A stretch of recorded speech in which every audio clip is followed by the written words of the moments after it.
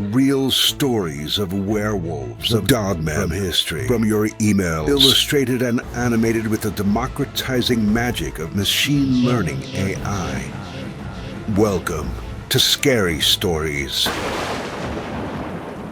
Dogman Vs Goatman. Dear Scary Stories NYC, in and around Hubertus, Wisconsin, is a stretch of road called Hogsback. It runs through a mountainous, forested area, and some people say it's haunted by the Goatman. Originally, this Goatman was said to be a ghost, but eventually, in time, he became a man with a goat head and goat legs, a kind of a devil running around the countryside. This is what my friends and I were hoping to run into when we went cruising that night in the 1980s on Hogsback Road. I mean, the Goatman had been reported since the 1800s, so we didn't really expect to see it. The guy would have been over 100 years old. We never expected to actually witness a sighting of him, and yet witness the being we did. So we did eventually see exactly what we went there for. It's just that first, we saw the Dogman. The Dogman, as you already know, is a different Wisconsin legend, but one that my friends and I hadn't actually heard of yet at that point. Dogman stories also date back to the 1800s, but for some reason, my family and my friends' families had never heard of any Dogman stories back then in the 80s. We had all heard of the Goatman of Hogsback Road, however.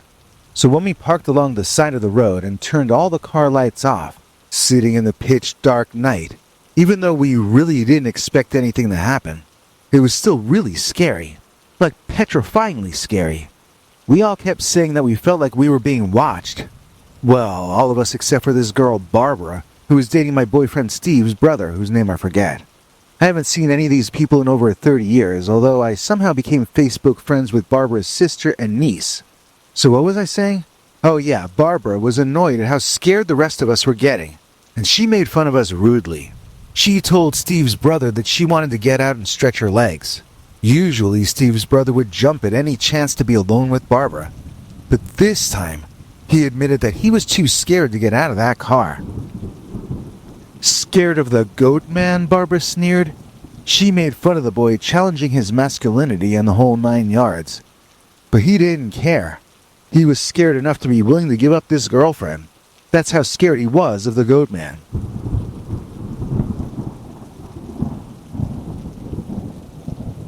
Of course, this damaged Barbara's ego, and a woman's ego is the last thing you want to insult. We females have no moral restrictions in terms of lashing out at you if you insulted our ego. This is why it's so important to answer correctly when asked if an outfit makes your wife's butt look big. I don't know what the correct answer to that question actually is, but I can guarantee you that I will punish my man if he answers it wrong. So would any woman worth her salt.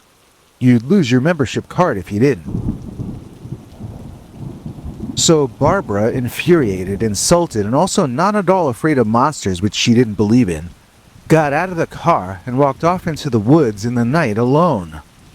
This was a very surprising development, as she was not wearing shoes that were good for a forest.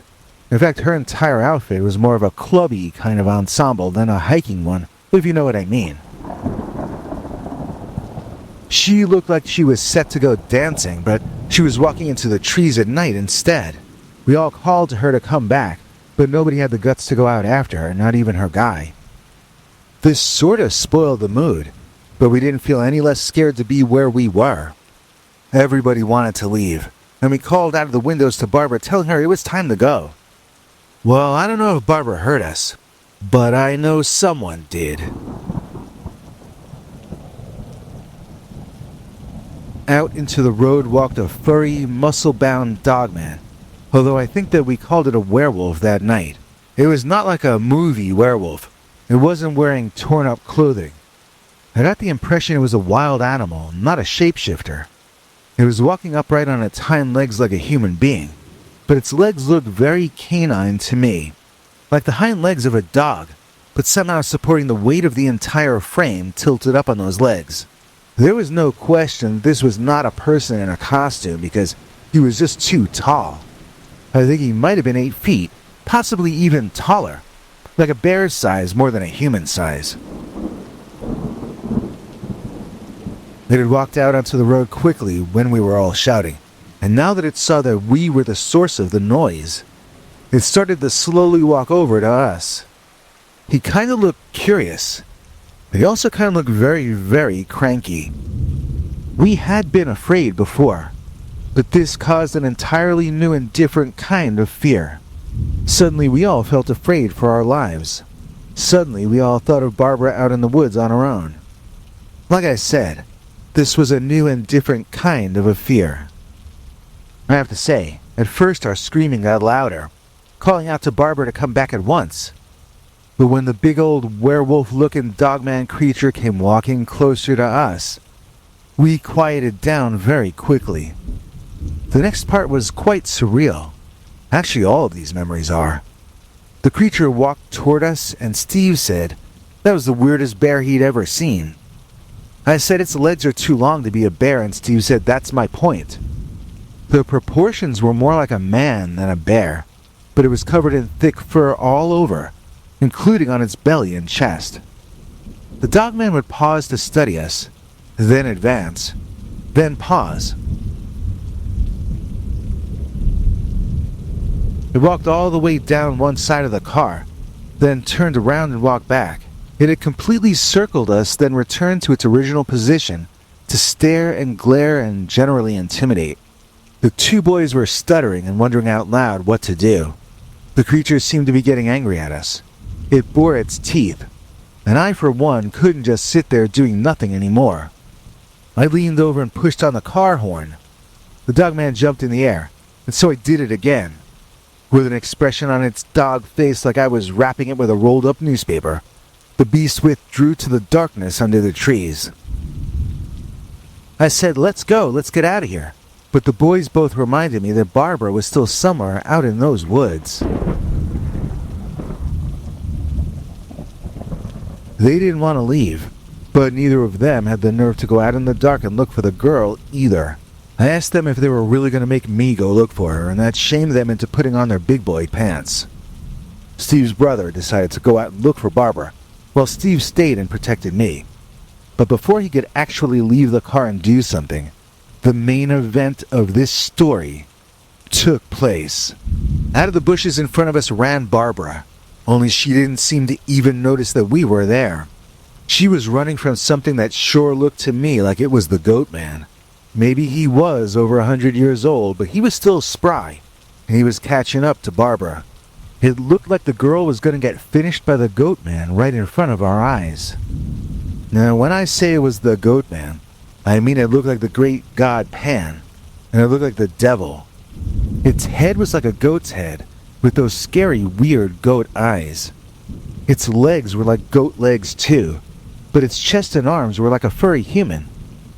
To me, the creepiest thing of all about the creature was that it had two horns sticking up out of the top front of its skull. They kind of curled and they came to painful-looking pointed ends. Steve told me later that he saw a second dark black Goatman that was taking up the rear of the chase, but I didn't notice that myself. I just saw that this girl was in trouble. But then, out of the woods burst the dogman that we had seen earlier. It seemed to have joined the Goatman in chasing Barbara, and if Steve was right about a third creature being there, then you might have thought this girl's goose was cooked. The thing is, the dogman seemed to prefer goat meat to Barbara, and then the next thing you knew, the Goatman was standing tall against the Wolfman, and that werewolf was standing up as tall as he could against the Goatman. While this was going on, Barbara just kept running until she realized she was running toward the car we were in. It was like she snapped out of a daze and threw herself inside the car. Now both she and I were screaming at the boys that we wanted to get the heck out of there. While the rest of the story felt like a slow-motion nightmare to me as it played out in real life, we basically just backed away from the fight scene far enough that we could make a U-turn and leave. The Black Goatman was definitely not part of that fight, if there had ever been one there in the first place. Even Steve admits that as we backed away from there, it was the Dogman wailing on the one Goatman, and the darker one was nowhere to be seen any longer. Now, if you would like me to explain how any of this story could have possibly happened, I'm afraid I cannot.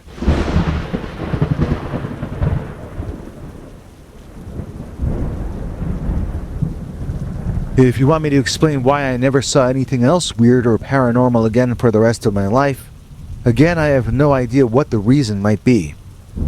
Maybe it was the combination of the four of us that drew the cryptids in. Maybe it was our young age.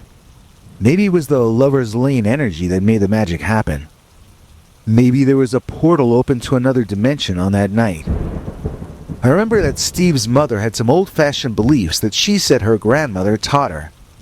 In whatever country their family was from, all cryptids were thought of as devils, essentially.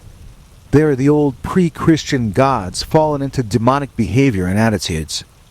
Sometimes they look like upright walking wolves. Sometimes they look like Sasquatch. Sometimes they look like the Goatman. But in her view, and the worldview handed down to her, these are the beings who see themselves as better than us.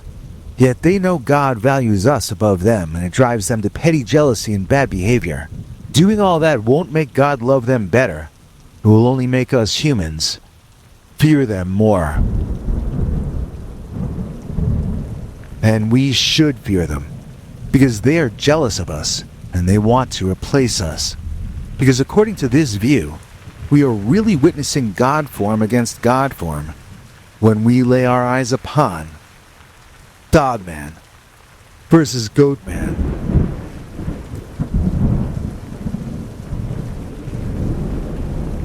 That story was submitted by a lady who asked to remain anonymous, but the legend she is writing about, of the Goatman of Hogsback Road, that is a legend that I was recently reading about in this 2017 book, The Inhumanoids.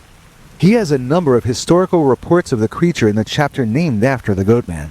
He also has true stories of Dogman, Lizardman, and lots more, and we've got a link to pick up a copy of the book in our description. If you use that link, this channel makes a small commission, and we'd really appreciate that. And now here's your old pal Bigfoot with a little movie review about werewolves. Biggie?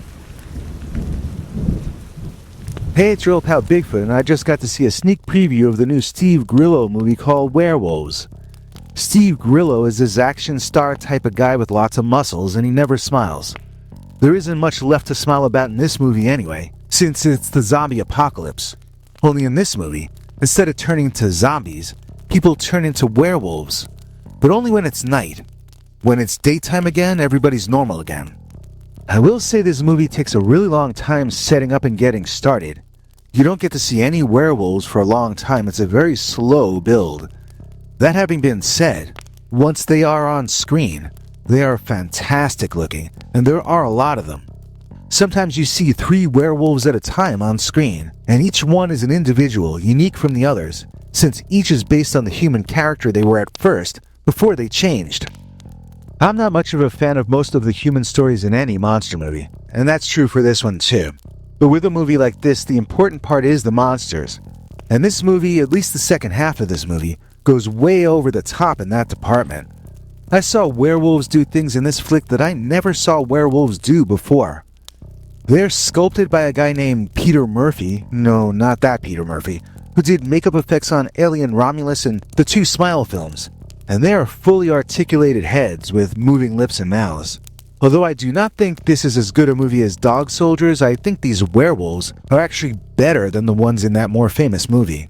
I'd like to thank Fangoria for letting me see the movie in advance.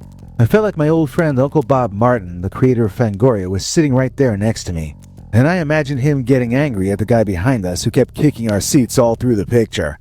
I think Bob would have liked the monsters though, and I think you will too. Werewolves opens in theaters this Friday, December 6, 2024. It's possibly today as you're viewing this. If you're looking for a scary werewolf movie, you will likely enjoy at least the second half of this one. And now, here's Henry. Hank? Thanks, Biggie. And thanks to all of you for watching this far. If you liked it, please click like. If you'd like to see more of our work, please subscribe. And also click that bell icon if you'd like to be notified when we put out a new episode. To become an executive producer, you can donate to us through the thanks button under each of our videos or through our paypal.me/PeterBernard209 page.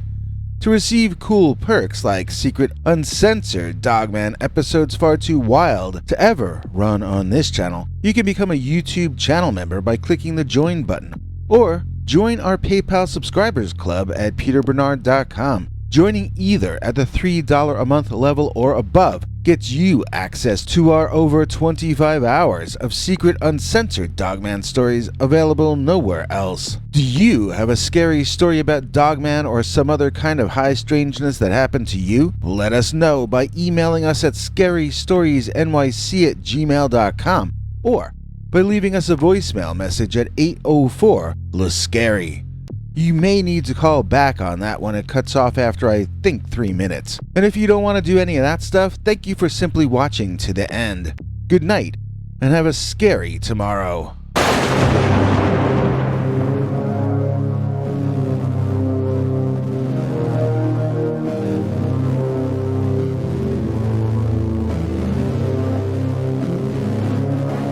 Come back for more scary stories.